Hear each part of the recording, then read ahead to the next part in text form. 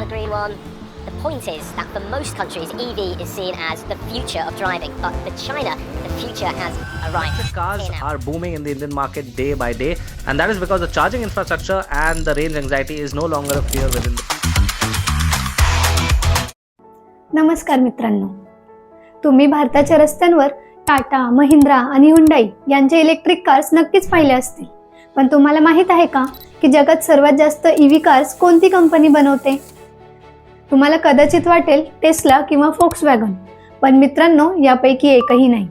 ती आहे एक चायनीज कंपनी, आणि ही अशी कंपनी आहे की आपल्यापैकी बऱ्याच जणांना ती नावाने कदाचित माहीत नसेल, पण आपल्यापैकी अनेकांनी त्या कंपनीने बनवलेल्या गाड्यांमधून प्रत्यक्षात प्रवास केलेला आहे, आणि ती कंपनी म्हणजे BYD. BYD is the big ship that I saw at the pier. No, my grandpa said that BYD is a myth from the East. My mom was at BYD. She says BYD built your dreams. आणि याच कंपनीच्या joint व्हेंचरमधून तयार झालेल्या ओलेक्ट्राच्या बसमधून म्हणजेच PMPL मधून आपण कित्येकांनी प्रवास केलेला आहे.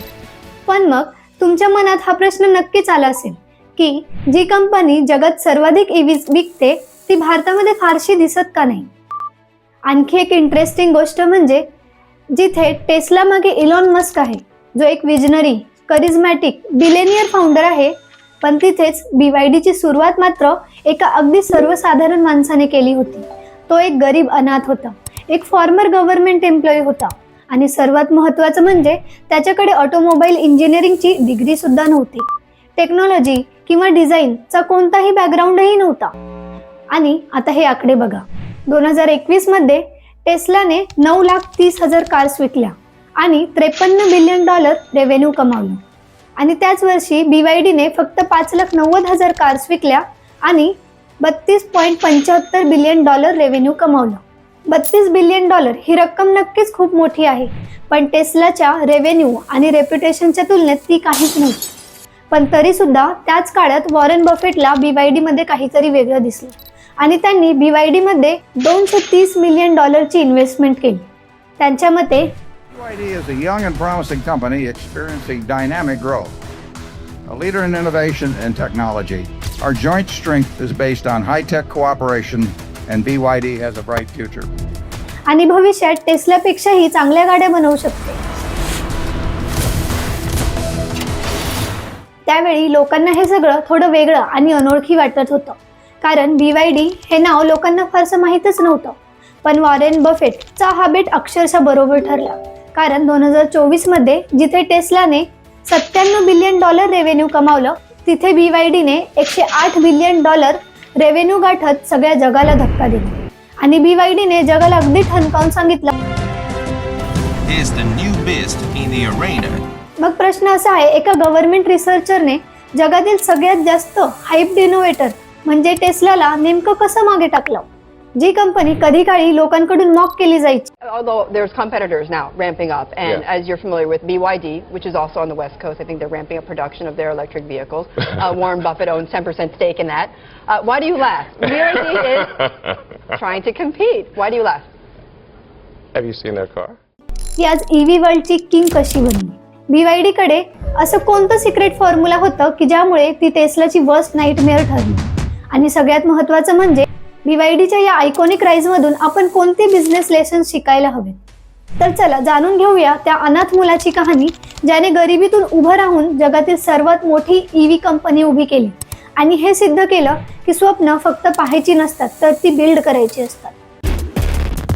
Now it's beating Tesla with EVs only. Let us help you build your dreams. BYD.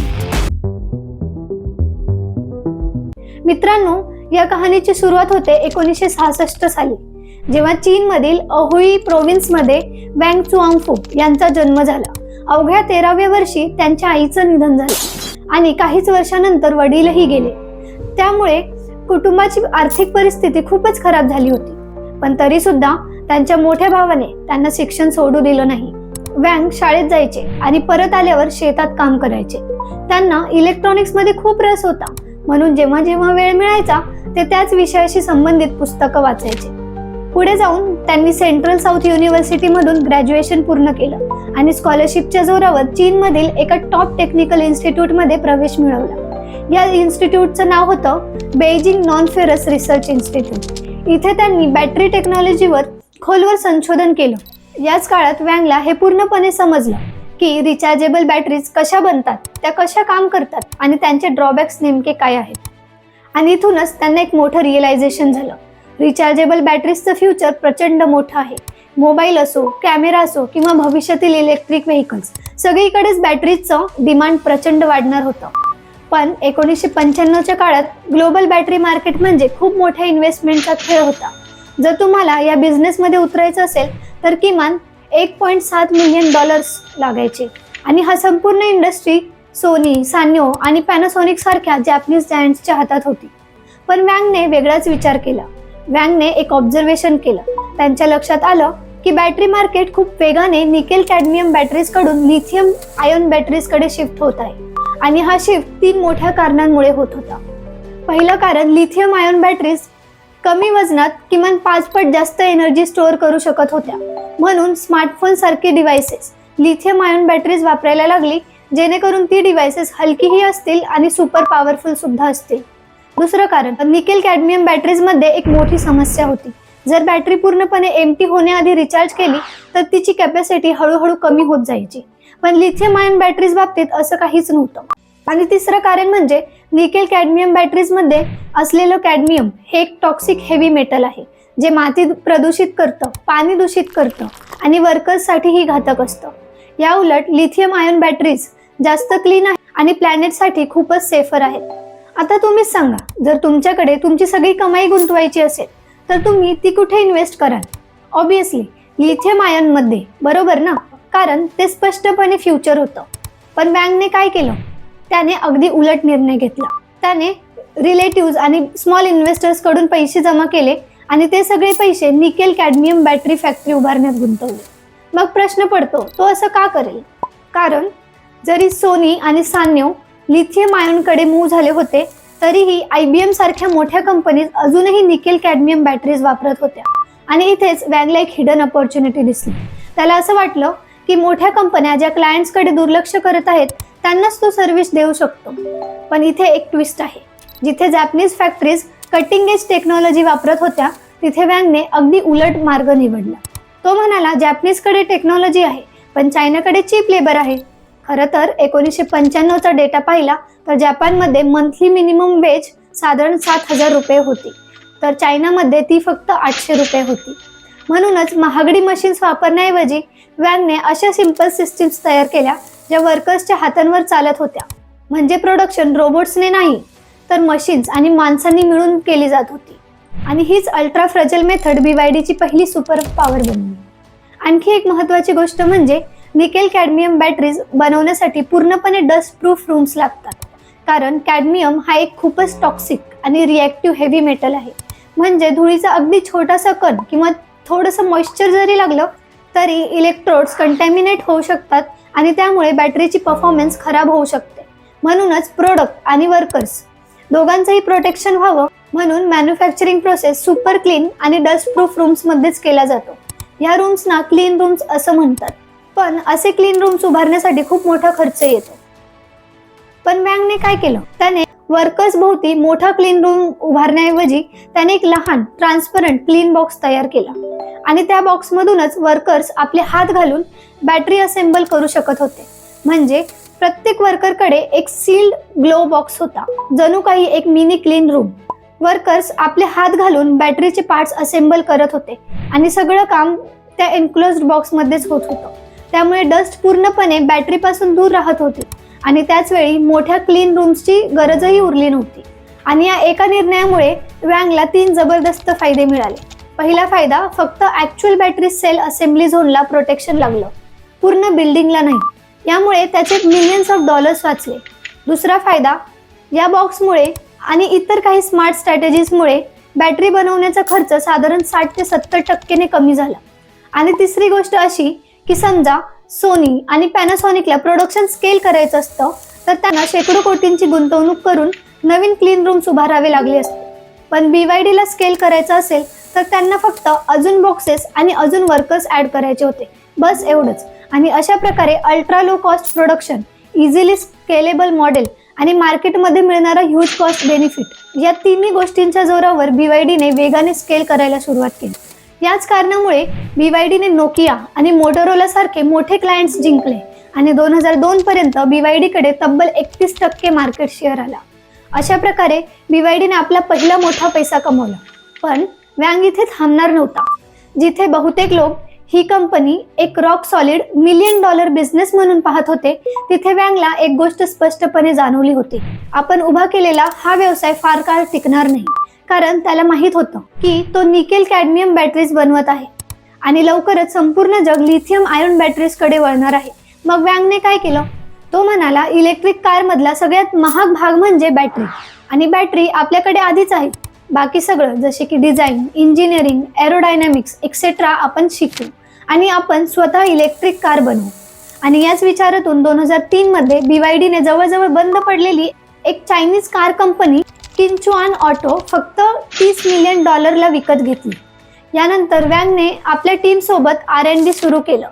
डिझाईनपासून break सिस्टीमपर्यंत सगळं काही इन हाऊस बनवायला सुरुवात केली. आणि मग 2 वर्षांच्या कठोर मेहनतीनंतर 2005 मध्ये BYDने आपली पहिली proper sedan BYD F3 launch केली. ही कार थोडीफार टोयोटा कोरोला सारखी दिसत होती, पण त्याची किंमत इतकी कमी होती की चायनाची मिडल क्लास ती घ्यायला अक्षरशः धावली.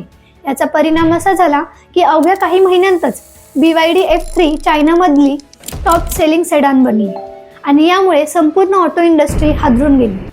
फोक्सवॅगन, होंडा आणि गिली सारख्या मोठ्या ब्रँड्सना हे पाहून आश्चर्य वाटलं की BYDला ह्या फील्डचा कसलाही अनुभव नाही, तरी सुद्धा त्यांच्या गाड्या इतक्या चांगल्या का विकत आहेत. खरं तर वँग चुआंगफूने चायनीज कस्टमर्सची सायकोलॉजी खूप आधीच ओळखली होती. त्याला चायनाचा कल्चर माहीत होता. He is the inheritor of our heritage. आणि हेही माहीत होतं की चायनीज लोकांना लक्झरी किंवा फॅन्सी ब्रँडिंग नको होती, त्यांना हवी होती व्हॅल्यू आणि ड्युरॅबिलिटी. वँगने लोकांना त्याच किमतीत जास्त फीचर्स दिले आणि ब्रँड आपोआप ग्रो होऊ लागला. आणि अशा प्रकारे एक बॅटरी बनवणारी कंपनी हळूहळू चायनाची सर्वात ट्रस्टेड कार ब्रँड बनली, आणि तेही फक्त 2 वर्षांनी. त्याच काळात इलॉन मस्कला एका इंटरव्ह्यूमध्ये विचारण्यात आलं होतं की तुम्हाला BYD एक थ्रेट वाटते का? तेव्हा तो हसत म्हणाला, I don't see them at all as a competitor. No. Why is that? I mean, they offer a lower price point. I don't think they have a great product. आणि खरं तर त्यांच्या गाड्या त्यावेळी खरंच एवढ्या चांगल्या नव्हत्या. तरीही BYD सलग 10 वर्ष अशाच प्रकारच्या गाड्या बनवत राहिली. त्याच काळात टेस्लाने एका मागोमाग एक एक्सलंट प्रोडक्ट्स लॉन्च केले, संपूर्ण अमेरिकन EV मार्केट रिव्होल्युशनलाइज केलं आणि चायनामध्ये आली आणि $1 बिलियन कंपनी बनली.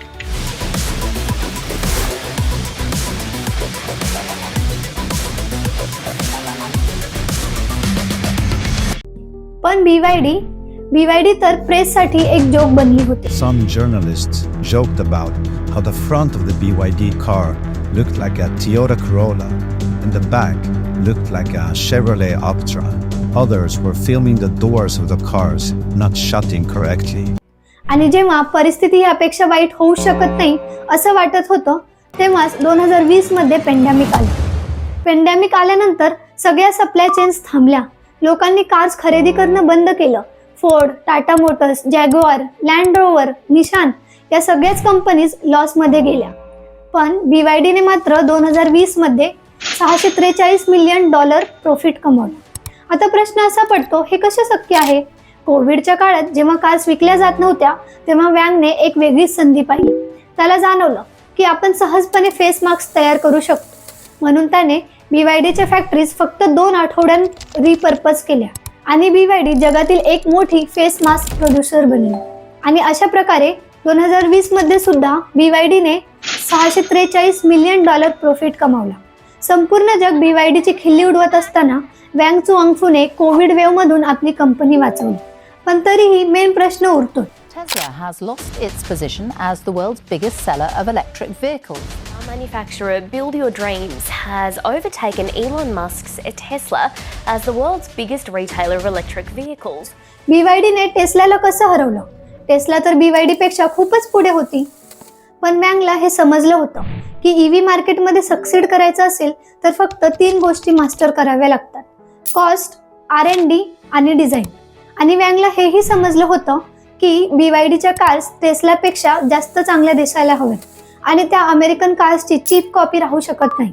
म्हणून बॅटरी युनिटमधून मिळालेला सगळा प्रॉफिट R&D मध्ये गुंतवून 2020 मध्ये BYDने ब्लेड बॅटरीचं इनोव्हेशन केलं. त्याचवेळी टेस्ला NMC बॅटरीज वापरत होती, म्हणजे निकेल मॅंगनीज कोबाल्ट बॅटरीज. आणि या बॅटरीजमध्ये एक फार मोठी समस्या होती. NMC बॅटरीज असलेल्या कार्स जर खूप जास्त डॅमेज झाल्या आणि एक्स्ट्रीम हीटला एक्सपोज झाल्या तर त्या आग पकडू शकतात किंवा स्फोटही होऊ शकतो. This fiery explosion in Shanghai, it appeared to show a Model S bursting into flames in a parking lot. The fire spread to the home and खरं तर साधारण लिथियम आयन बॅटरीज 500 डिग्री सेल्सिअसच्या वर गेल्यावर पेट घेतात, पण BYDची blade battery lithium iron phosphate chemistry वापरते आणि तिने एक अतिशय कठोर टेस्टही पास केला, ज्याला नेल पेनिट्रेशन टेस्ट म्हणतात.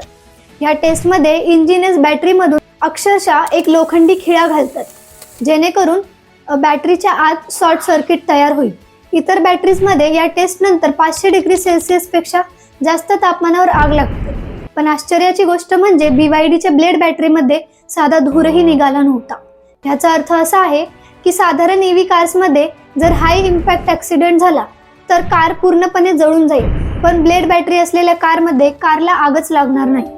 खरं तर BYDच्या बॅटरीज इतक्या चांगल्या ठरल्या की 2024 मध्ये टेस्लाने सुद्धा BYD कडून बॅटरीज खरेदी करायला सुरुवात केली. The Chinese company is about to start supplying Tesla with its own battery cell. आणि फक्त टेस्लाच नाही तर महिंद्राने सुद्धा BYDच्या ब्लेड बॅटरी टेक्नॉलॉजीचा वापर आपल्या नवीन इलेक्ट्रिक SUVs मध्ये केला आहे. दुसरी महत्त्वाची गोष्ट म्हणजे BYDने कॉस्ट कटिंग मध्ये कमाल केली. चायनामध्ये जिथे टेस्लाच्या कार्सची किंमत $36,278 पासून सुरू होते, तिथे BYDच्या कार्सची किंमत फक्त $7,800 पासून सुरू होते. मग प्रश्न असा पडतो, BYDला हे कसं जमलं? पहिलं कारण, BYD ही एक चायनीज कंपनी आहे आणि तिचं बहुतांश प्रोडक्शन चायनामध्येच होतं, म्हणून BYDला प्रत्येक कार मागे साधारण $2,000 ते $4,000 सबसिडी मिळते. दुसरं कारण, BYDने फुल व्हर्टिकल इंटिग्रेशन अचीव केलं आहे, म्हणजे मायनिंग पासून मॅन्युफॅक्चरिंग, डिझाईन, बॅटरी मॅन्युफॅक्चरिंग आणि अगदी रिसायकलिंग सुद्धा सगळं काही इन हाऊस केलं जातं. यामुळे BYDला इतर कंपनीजपेक्षा 15 ते 30% कमी कॉस्ट पडतो. तिसरं कारण, जर तुम्ही प्युअर इलेक्ट्रिक व्हेकलकडे पाहिलं तर लोकांना प्रामुख्याने 2 गोष्टींची चिंता असते. पहिली प्राइस आणि दुसरी रेंज. पण BYDने काय केलं? BYDने फक्त EVs बनवण्याऐवजी हायब्रिड व्हेकल्स बनवल्या, ज्यात जर EVची बॅटरी संपली तर पुढच्या चार्जपर्यंत गॅस इंजिन वापरता येतो.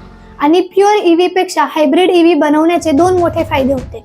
पहिला फायदा, साधारणपणे बॅटरी हा मॅन्युफॅक्चरिंग कॉस्टमधला सगळ्यात मोठा भाग असतो आणि तो एकूण कॉस्टच्या साधारण 40% पर्यंत जातो.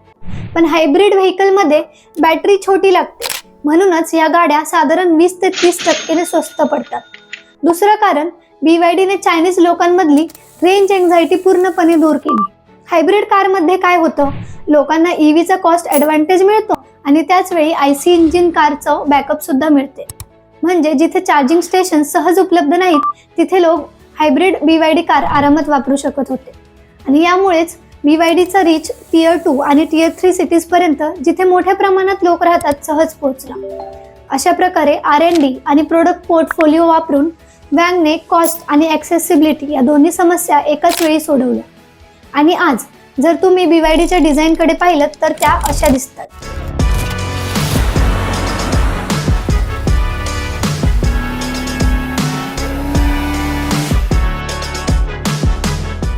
लोकांना अफोर्डेबल EVs हव्या होत्या आणि BYDने तेच दिलं. स्वस्त, टिकाऊ आणि लो मेंटेनन्स इलेक्ट्रिक कार्स. त्याच कारणामुळे चायनामध्ये BYD एक टॉप कंपनी बनली आणि त्यानंतर तिने इतर कंट्रीजमध्येही एक्सपोर्ट सुरू केलं. साऊथ अमेरिका म्हणजे ब्राझील, कोलंबिया, चिली सारख्या देशांमध्ये अजूनही पब्लिक ट्रान्सपोर्टचा मोठा भाग फॉसिल फ्युल्सवर अवलंबून आहे. आणि इथे BYDने फक्त कार्स विकल्या नाहीत तर इलेक्ट्रिक बसेसची डिलिव्हरी सुद्धा सुरू केली. यानंतर जेव्हा BYDने युरोपमध्ये एंट्री केली तेव्हा जर्मनी सारख्या देशात, जिथे आधीच फोक्सवॅगन, BMW आणि मर्सिडीज यांचं वर्चस्व होतं, तिथे सुद्धा BYDने आपले SUVs डिलिव्हर करायला सुरुवात केली. इथेही लोक इम्प्रेस्ड व्हायला लागले, कारण युरोपियन रेग्युलेशन्सनुसार पाहिलं तर BYDची सेफ्टी, रेंज आणि क्वालिटी खूपच उत्तम निघाली. याचमुळे BYDच्या हॅन EV आणि टँग EV सारख्या गाड्या नॉर्वे आणि UK सारख्या देशांमध्ये खूप वेगाने विकल्या जाऊ लागल्या. यानंतर BYDने हंगेरीमध्ये स्वतःचं मॅन्युफॅक्चरिंग प्लांट सुद्धा सुरू केलं. म्हणजे आता BYD मेड इन चायनावरून थेट मेड इन युरोपपर्यंत पोहोचली आहे. आता तुम्हालाही वाटत असेल हे सगळं तर ठीक आहे, पण आपल्या इंडियामध्ये BYDचं काय? BYD भारतात का दिसत नाही? तर तुम्हाला ऐकून आश्चर्य वाटेल, BYD भारतात गेल्या 15 वर्षापासून अधिकृतपणे उपस्थित आहे. 2007 मध्ये BYDने पहिल्यांदा भारतात एंट्री केली, पण तेव्हा कार्स विकण्यासाठी नाही, तर आपला इलेक्ट्रॉनिक्स आणि बॅटरी बिझनेस वाढवण्यासाठी. BYDने चेन्नईमध्ये एक छोटा मॅन्युफॅक्चरिंग युनिट उघडलं, जिथे मोबाईल बॅटरीज, फोन कंपोनंट्स आणि काही EV पार्ट्स तयार केले जायचे. पण नंतर BYDला जाणवलं की मोबाईल आणि इलेक्ट्रॉनिक्स सेगमेंटमध्ये मार्जिन खूपच कमी आहे आणि खरं फ्युचर इलेक्ट्रिक मोबिलिटीमध्ये आहे. म्हणूनच 2013 ते 14च्या सुमारास जेव्हा इंडियन गव्हर्नमेंटने इलेक्ट्रिक बसेसवर लक्ष केंद्रित करायला सुरुवात केली, तेव्हा BYDने ही संधी अचूकपणे ओळखली. BYDने हैदराबादची Megha engineering and infrastructure limited म्हणजेच मेल या कंपनीसोबत एक जॉईंट व्हेंचर केलं, ज्याचं नाव ठेवलं गेलं ओलेक्ट्रा. आता टेक्निकली पाहिलं तर गाड्या BYD बनवत होती, पण त्यावर ओलेक्ट्राचा लोगो असायचा. याच पद्धतीने BYDच्या टेक्नॉलॉजीवर चालणाऱ्या इलेक्ट्रिक बसेस भारताच्या रस्त्यांवर धावू लागल्या आणि कोणालाही माहीत नव्हतं की खरं इंजिन आणि बॅटरी सिस्टीम BYDचाच आहे. आज दिल्ली, मुंबई, पुणे, हैदराबाद आणि अहमदाबाद सारख्या शहरांमध्ये हजारो इलेक्ट्रिक बसेस BYDच्या टेक्नॉलॉजीवर चालत आहेत आणि लाखो लोक रोज त्यातून प्रवास करत आहेत. यानंतर काही वर्षांनी जेव्हा BYDला वाटलं की भारत आता EV अडॉप्शनसाठी तयार आहे, तेव्हा त्यांनी 2021 मध्ये आपली पॅसेंजर EV अधिकृतपणे लॉन्च केली आणि मग 2021 मध्ये BYD E6.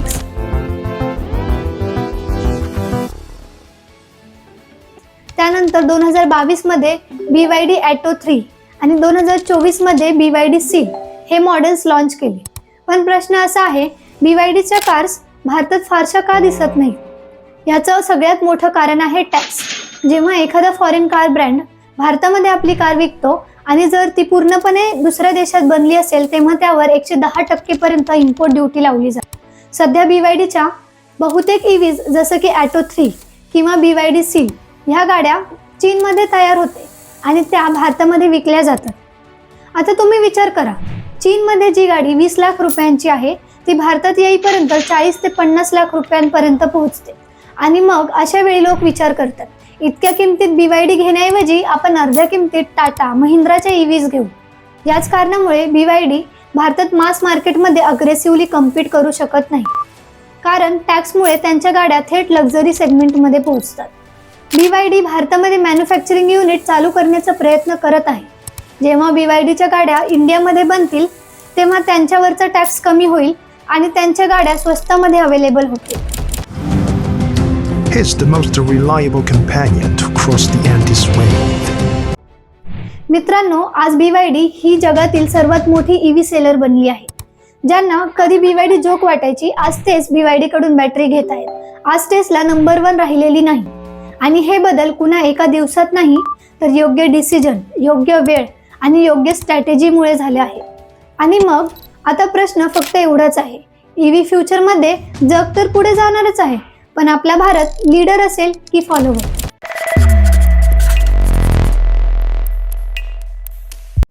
मित्रांनो, तुम्हाला हा व्हिडिओ जर आवडला असेल तर तुम्ही व्हिडिओला नक्कीच लाईक करा आणि आपल्या मराठी मित्रमैत्रिणींना शेअर करा. तुम्हाला हा व्हिडिओ कसा वाटला कमेंट सेक्शन मध्ये नक्कीच सांगा. चला तर मग मी भेटते पुढच्या व्हिडिओमध्ये. तोपर्यंत नमस्कार साथियों, आप भी मौसम का मजा लीजिए.